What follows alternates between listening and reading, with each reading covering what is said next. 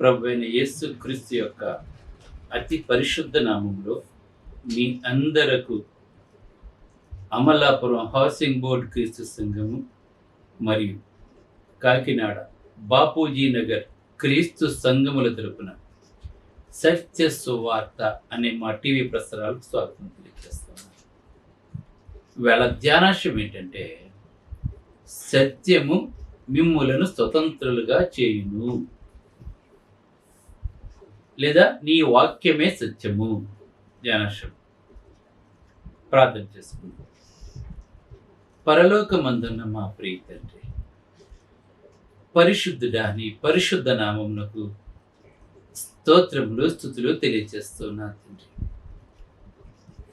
సత్యము మిమ్ములను స్వతంత్రులుగా చేయును అనే అంశం మీద మాట్లాడబోతూ ఉండగా, సత్యం అంటే ఏంటి మా ప్రియులు తెలుసుకొని నీ సత్యములో జీవించటానికి ఈ ప్రసంగం సహాయపడేలా చేయమని వినయపూర్వకముగా యేసు క్రీస్తు యొక్క పరిశుద్ధ నామంలో ఈ ప్రార్థన చేయుచున్నాను తండ్రి.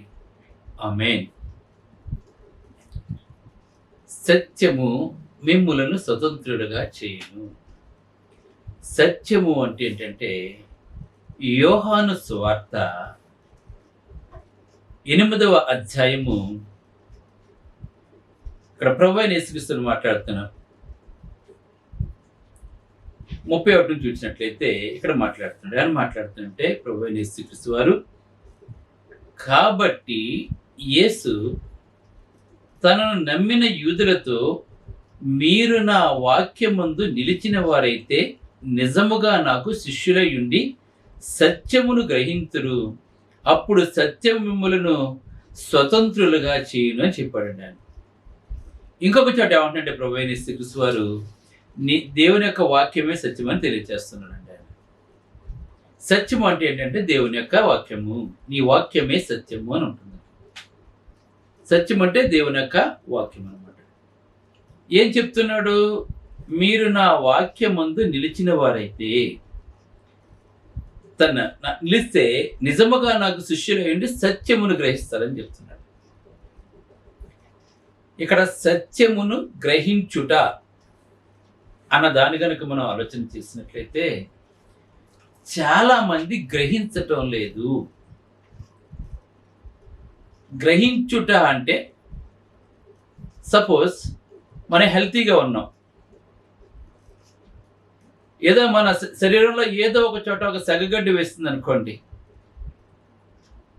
దాన్ని మనం గ్రహిస్తూ ఉంటాం. మనం అంటే ఆరోగ్యంగా ఉన్న నీవు ఆ సెగగడ్డ పెట్టే బాధ నొప్పిలకు, లేదా అది మొదట్లో ప్రారంభంలోనే నువ్వు గ్రహిస్తున్నాను దాన్ని. మనం అంటే చదువుకునే పిల్లలు ఆ చెప్పిన పాఠాలను గ్రహిస్తారు, అంటే వాళ్ళు జ్ఞాపకం పెట్టుకుంటారు.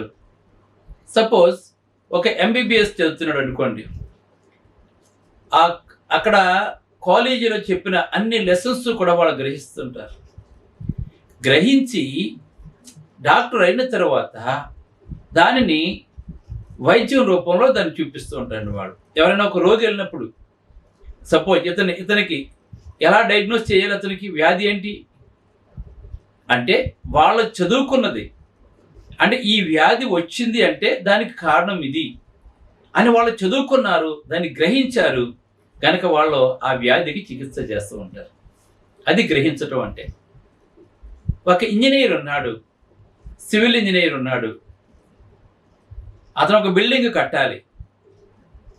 ఆ బిల్డింగ్ కట్టాలంటే అతను చదువుకున్న ఇది ఇన్ని అంతస్తులు అంటే దాని ఫౌండేషన్ గట్టిగా ఉండాలి.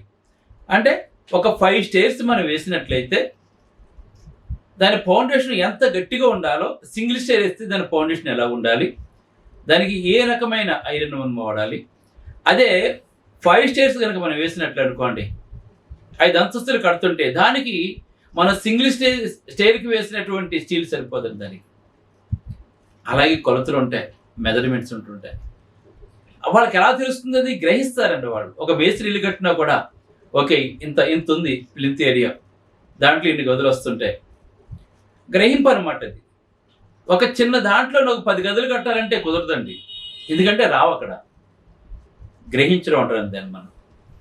అలా ఇక్కడ మేము బోధిస్తూ ఉన్నప్పుడు మీరు దాన్ని వింటే, దాన్ని గ్రహిస్తే దాని యొక్క శక్తిని మీరు తెలుసుకుంటారు.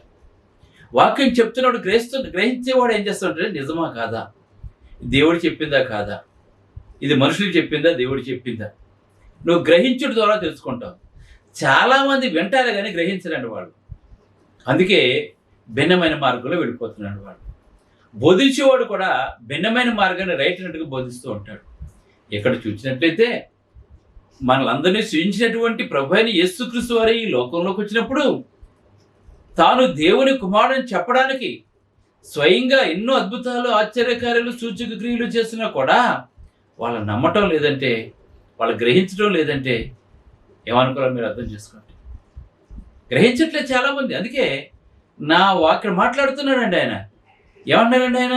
మీరు నా వాక్యమందు నిలిచిన వారైతే నిజముగా నాకు శిష్యులు ఏంటి, సత్యమును గ్రహిస్తురు, నిజాన్ని తెలుసుకుంటారు. సత్యం అంటే నిజం, వాక్యం నిజం, నిజాన్ని తెలుసుకుంటారు.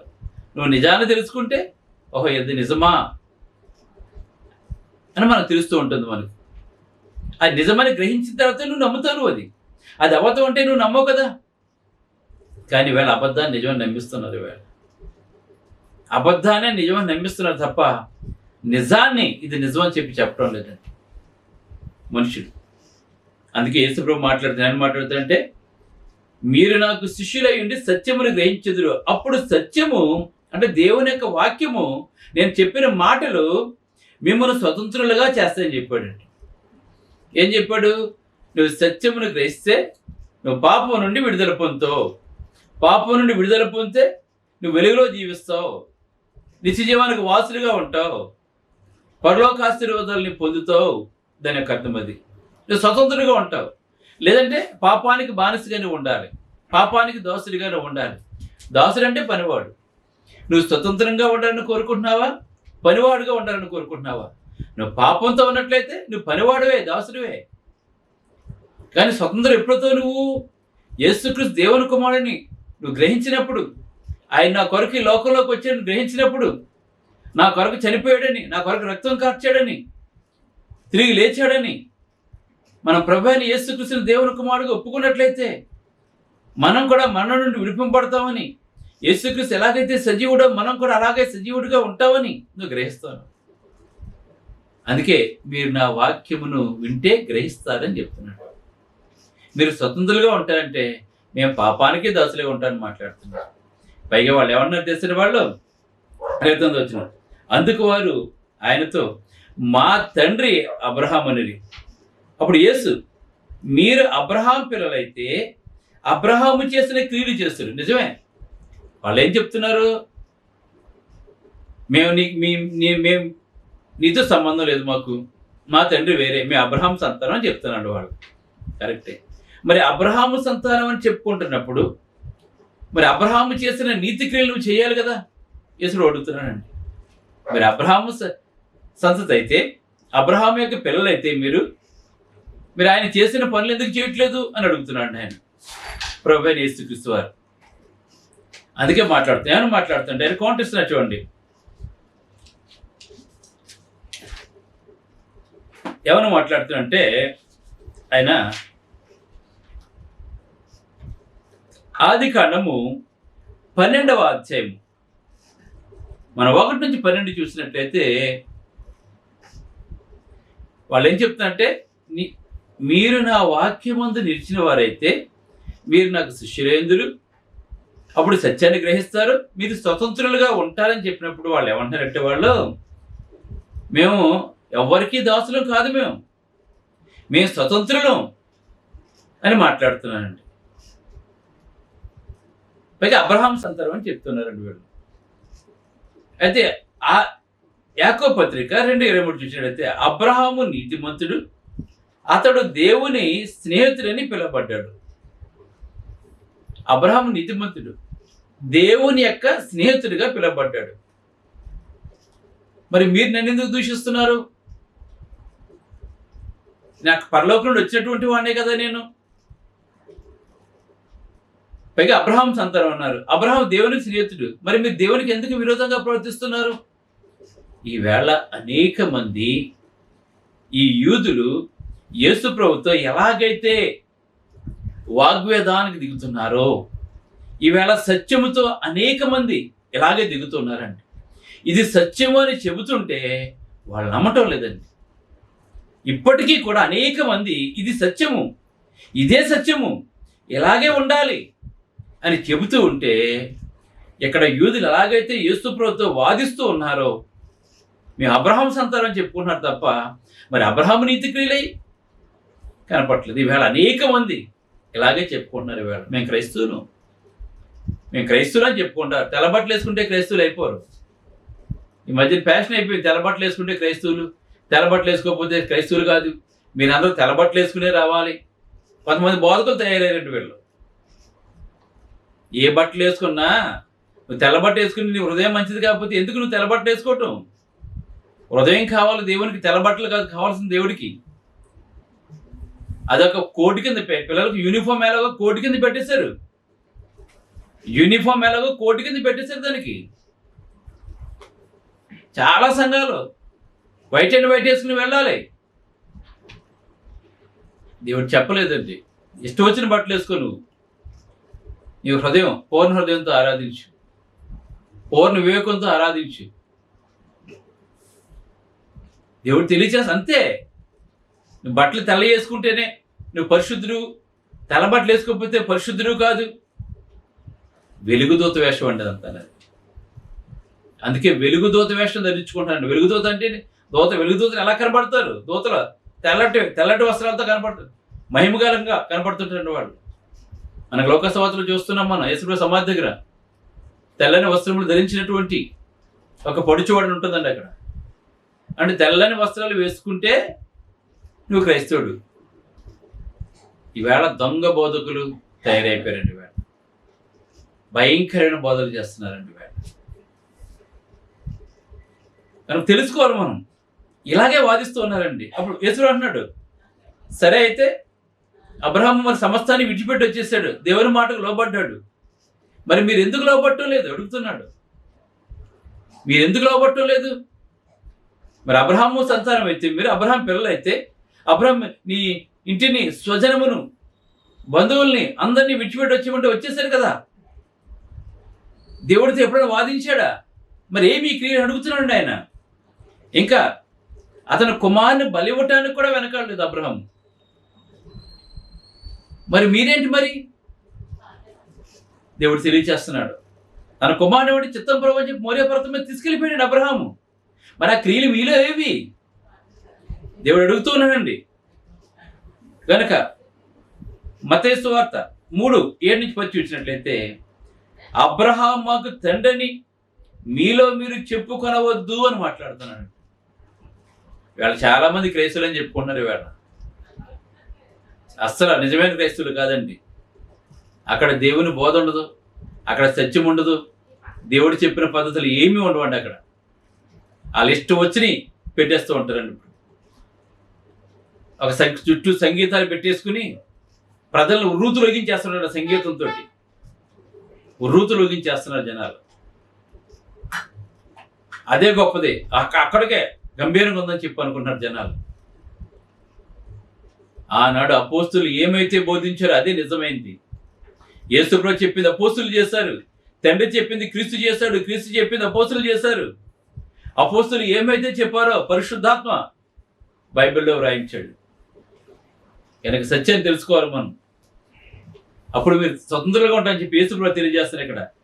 అందుకే మాట్లాడుతున్నాడు, ఇదిగో ఇప్పుడే గొడ్డలి చెట్ల వేరున ఉంచి ఉన్నది, మంచి ఫలములు ఫలింపని ప్రతి చెట్టును నరకబడి అగ్నిలో వేయబడుతుందని చెప్తున్నాడు ఆయన.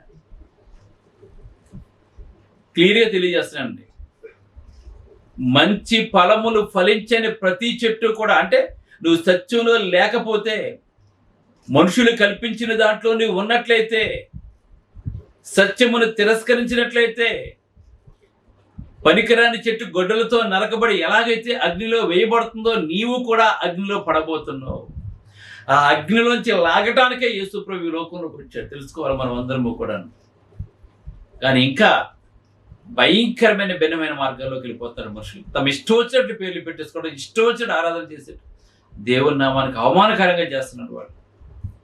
అందుకే గలతీయులకు రాసిన పత్రిక 3:6-9 అలా 29 వచనం చూసినట్లయితే, అబ్రహాము దేవుని నమ్మెను, అది అతనికి నీతిగా ఎంచబడింది.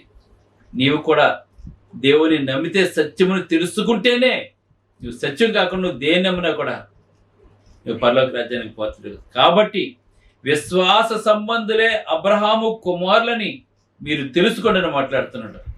ఎవరైతే విశ్వాస సంబంధులో, ఎవరైతే దేవుడు అంటే విశ్వాసంతో, పూర్ణ విశ్వాసంతో ఉంటారో వాళ్ళ మాత్రమే దేవుని కుమారులు. కానీ మీరు విశ్వాసంతో లేరు. మీరు విశ్వాసంతో ఉన్నట్లయితే మీరు ఏ మెషియా కొరకైతే ఎదురు చూస్తున్నా మెషియా నేనే అని చెప్తున్నాను ఇక్కడ.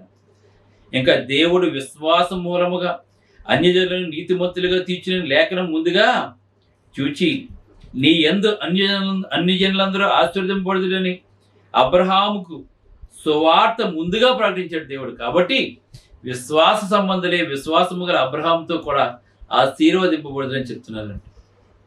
ఇంకా మాట్లాడుతున్నారు యేసుప్రభువు యోహాను సువార్త 14:9 నన్ను చూచిన వాడు తండ్రిని చూచున్నాడని మాట్లాడుతున్నారు. నన్ను ఎవరైతే చూచారో వాళ్ళ తండ్రిని కూడా చూచి ఉన్నారని చెప్పి మాట్లాడుతున్నాడు యేసుప్రభువు. మనం తెలుసుకో ఇవన్నీ కూడా మనం. అందుకే రోమా 8:14-17 చూసినట్లయితే మనకి ఈ విధంగా వ్రాయబడిందండి. రోమీయులకు రాసిన పత్రిక 8వ అధ్యాయం 14-17 చూసినట్లయితే మనకి ఈ విధంగా రాయబడిందండి. చదివిపిస్తాను చూడండి. దేవుని ఆత్మచేత ఎందరు నడిపింపబడుదురో వారందరూ దేవుని కుమారులయ్యుందురు. మనం దేవుని కుమారులుగా ఉండాలి అంటే దేవుని ఆత్మచేత నడిపింపబడాలి. దేవుని ఆత్మచేత ఎప్పుడు నడిపించబడతావు? నువ్వు యేసుక్రీస్తు దేవుని కుమారుడని ఒప్పుకొని పాప క్షమాపణ నిమిత్తం నువ్వు బాప్తిసం పొందినప్పుడు, నువ్వు బాప్తిసం పొందే సంఘం అది క్రీస్తు సంఘం అయి ఉండాలి. దేవుని నామము లేని సంఘము దేవుని సంఘము కాదు. దేవుడు చెప్పిన ప్రకారంగా ఆరాధింపని సంఘము కూడా దేవుని యొక్క సంఘము కాదండి. అపోస్తులు వేసిన పునాది మీద మనం ఉండాలి. మనం యేసుక్రీస్తే మూలరాయి అయి ఉండగా అపోస్తులు ప్రవక్తలు వేసిన పునాది మీద మనము కట్టబడి ఉన్నామని మాట్లాడుతున్నాడు. అందుకే ఇక్కడ మాట్లాడుతున్నాడు, దేవుని ఆత్మ చేత ఎందరు నడిపింపబడతారంటే నువ్వు రక్షించబడి పరిశుద్ధాత్మ నువ్వు పొందినట్లయితే, క్రీస్తు సంఘములో బాప్తిసం పొందిన వారు మాత్రమే పరిశుద్ధాత్మను పొందుతారండి. దేవుడు చెప్పలేని సంఘంలో కనుక బాప్తిసం పొందిన నువ్వు భ్రమలో జీవిస్తున్న పరిశుద్ధాత్మ నీకు రాదు. ఖచ్చితంగా చెప్తున్నాడు దేవుడు స్వరక్తం ఇచ్చి సంపాదించిన తన సంఘంలోనే మనం అందరము కూడా ఉండాలి. మనం బైబిల్లో మనకు ఆ సంఘమే కనబడుతుంది, మనకి ఇతర ఏ సంఘము కూడా బైబిల్లో కనపడతాయి. అందుకే దేవుని ఆత్మ చేత ఎందరు నడిపింపబడుదురో వారందరూ దేవుని కుమారులు అనబడుదురు. ఏలయనగా మరలా భయపట్టుకు మీరు దాస్యపు ఆత్మను కలిగి ఉండలేదండి. కనుక దేవుడు ఏం చేస్తున్నాడు? ఆత్మను పొందలేదు, దత్తపుత్రాత్మను పొందితుంది. దత్తపుత్రాత్మ అండి. మనం యేసుప్రభువు డైరెక్ట్గా కుమారుడు అండి. మన దత్తత చేసుకున్నాడు అని చెప్తున్నాడు. దత్తత కుమారులుగా అన్నాడు. మనం మాట్లాడుతూ ఆ ఆత్మ కలిగిన వారై మనకి ఏదైనా కష్టం వస్తే అబ్బా అని మాట్లాడుతుంటాం. మనం అబ్బా తండ్రి అని దేవునికి మొరపెడతాం. మనము దేవుని పిల్లలమని ఆత్మ తానే మన ఆత్మతో కూడా సాక్ష్యం ఇచ్చుచున్నాడు. మనం పిల్లలమైతే వారసులమే, అనగా దేవుని వారసులం. నువ్వు క్రీస్తులో కనుక జీవిస్తే దేవుని వారసులు. మనము దేవుని ఆత్మ చేత నడిపించబడాలి. దేవుని ఆత్మ చేత నడిపింపబడాలి అంటే మనము సత్యమును తెలుసుకోవాలి. దేవుడు తన గ్రంథం ద్వారా మనకి ఏమైతే తెలియజేశాడో దాన్ని మనం నమ్మాలి. ప్రభు అయిన యేసుక్రీస్తు వారు యోహాను సువార్త 8వ అధ్యాయంలో తాను నమ్మిన యూదులతో మాట్లాడుతున్నప్పుడు వాళ్ళు యేసు ప్రభువుని దేవుని కుమారుడుగా అంగీకరించలేదు. ఈవేళ అనేక మంది వారు సత్యమును ఎలాగైతే గ్రహించకుండా ఉన్నారో ఈవేళ ఇంకా కూడా అనేక మంది సత్యమును గ్రహించకుండా మనుషులు కల్పించిన పద్ధతుల్లో వెళ్ళిపోతూ ఉన్నారు. అందుకే యేసుప్రభు మాట్లాడుతున్నాడు, మీరేళ నా మాటలు గ్రహింపకున్నారు. ఈవేళ అనేక మంది ఎందుకు సత్యంలో జీవించట్లేదు అంటే దేవుని మాటలు గ్రహించడం లేదని వాళ్ళు, తెలుసుకోవట్లేదు, నిజాన్ని నమ్మటం లేదని వాళ్ళు. ఎందుకంటే అబద్ధాన్ని వారి హృదయాల్లో నూరు పోసేసారు అబద్ధ బోధకులు. ఈవేళ అబద్ధ బోధకులు వాళ్ళ మాట ఎంత స్వీట్గా ఉంటుందంటే నిజంగా అది హృదయాంతరంగాల్లోకి వెళ్ళిపోద్దని వాళ్ళు మాట్లాడింది. ఆనాడు ఏదేని తోటలో సర్పం ఎంత కుయుక్తితో ఎలాగ మాట్లాడి వాళ్ళ పాపం వైపు నడిపించిందో, ఈవేళ అబద్ధ బోధకులు కూడా ఈవేళ స్మూత్గా సర్పంలాగా మాట్లాడుతూ అనేక మందిని దేవునికి దూరం చేస్తున్నారు. ఈవేళ ఆ దూరం చేయటం ఎలాగా? దేవుని యొక్క సత్యములో వారు జీవించకుండా వాళ్ళ అబద్ధపు ముసుగులో వాళ్ళు జీవించేలా చేస్తారు. ఎందుకంటే అందుకే మీరేలా నా మాటలు గ్రహింపుకున్నారు, మీరు నా బోధ వినలేనుకున్నట్టు వల్లనే కదా. అంటే దేవుని బోధ వినకుండా మనుషుల యొక్క బోధను వాళ్ళు వింటున్నారంట. వాళ్ళు అందుకే మీరు మీ తండ్రి యొక్క అపవాది సంబంధులు, మీ తండ్రి దురాశలు నెరవేర్చగోరుచున్నారు. ఆది నుండి వాడు నరహంతకుడై ఉండి సత్యమందు నిలిచిన వాడు కాదు, అపవాది సత్యమందు నిలిచిన వాడు కాదండి దేవుడు తెలియజేస్తుంది. ఈవేళ అనేక మంది యూదుల ధర్మశాస్త్రాన్ని నమ్మినటువంటి యూదులు మెషియాని ఎలాగైతే తెలుసుకోలేకపోయారో ఈవేళ కూడా అనేక మంది అలాగే ఉంటున్నారు. కనుక మనమైతే అలా ఉండకుండా ఈ సత్యాన్ని గ్రహించాలి. సత్యాన్ని గ్రహించకపోతే నువ్వు నమ్మిందే సత్యం అని చెప్పి నువ్వు అనుకున్నట్లయితే నీ ఆత్మ ప్రమాదంలో ఉంది, నీ ఆత్మ నరకానికి వెళ్ళటానికి సిద్ధంగా ఉంది. కనుక నువ్వు సిద్ధపడు, బైబిల్ వెతుకు. నువ్వు బైబిల్లో ఏ సంఘం కనబడుతుందో చూడు, ఆ సంఘానికి నువ్వు వెళ్ళు. అక్కడ నిజమైన బోధ ఉంటుంది, నిజమైన ఆరాధన ఉంటుంది, అంగు ఆర్భాటాలు ఉండవండి. అక్కడ వాక్యం మాత్రమే ఉంటుంది. మనల్ని కాపాడేది వాక్యమే, మనల్ని బ్రతికించేది వాక్యమే, మన మరణం నుంచి లేపేది కూడా వాక్యమే. గుర్తుపెట్టుకోండి, ఆ నిజమైన వాక్యము ఏదో మీరు తెలుసుకుని సత్యాన్ని గ్రహించి మీరందరూ కూడా క్రీస్తు సంఘ సభ్యులుగా ఉండాలని కోరుకుంటూ, నిత్య జీవానికి వారసులు ఉండాలని కోరుకుంటూ ఈ ప్రసంగాన్ని ముగిస్తూ ఉన్నాను. ప్రార్థన చేసుకుందాం. పరిశుద్ధుడైన తండ్రి, పరలోకమందున్న దేవ, నీ పరిశుద్ధ నామమునకు స్తోత్రాలు తండ్రి. ప్రభువైన యేసుక్రీస్తు సాక్షాత్తు దేవుని కుమారుడు శరీరధారిగా నరరూపం ధరించుకొని తాను నమ్మిన ఏ యూదుల్లోంచి అయితే వచ్చాడో తాను నమ్మిన యూదుల దగ్గరికి వెళ్ళి, మీరు నా వాక్యం అందు నిలిచిన వారైతే మీరు నాకు నిజముగా శిష్యులే అంటారు, సత్యమును గ్రహిస్తారని చెప్పినప్పుడు మేము వాళ్ళు ఒప్పుకోలేదండి. మేము అబ్రహాం సంతానం అని చెప్పి మాట్లాడుతున్నారు తప్ప మరి ఇప్పుడు అబ్రహాం క్రియలు చేస్తారంటే అది కూడా చేయటం లేదండి. ఇవాళ ఈ లోకమంతా కూడా ఇలాగే ఉంది ప్రభు. కనుక నీ సత్యాన్ని ప్రకటిస్తుండగా సత్యానికి ప్రతి ఒక్కరూ లోబడేలా చేసి, ప్రతి ఒక్కరూ క్రీస్తు సంఘ సభ్యులుగా చేస్తూ ప్రభు నీ జీవానికి వారసులుగా చేయమని, ఈ సేవ ప్రపంచం అంతా వ్యాపకం చేయమని, నేను నా కుటుంబం ఎల్లప్పుడూ ఆరోగ్యం సేవ చేసేలా చేయమని, మా పాప నుండి తెలియచేయమని క్రీస్తును వేడుకుంటున్నాం తండ్రి, ఆమేన్. మీ అందరికీ వందనములు. బ్రదర్ జార్జ్ రాజు వారా, church of Christ, housing board, Amalapuram, near KIMS medical college, Konaseema district, 533201. Mobile number 9848730355, 92933174887. Email ID georgerajuvara@gmail.com. Website www.helpingforpoor.com.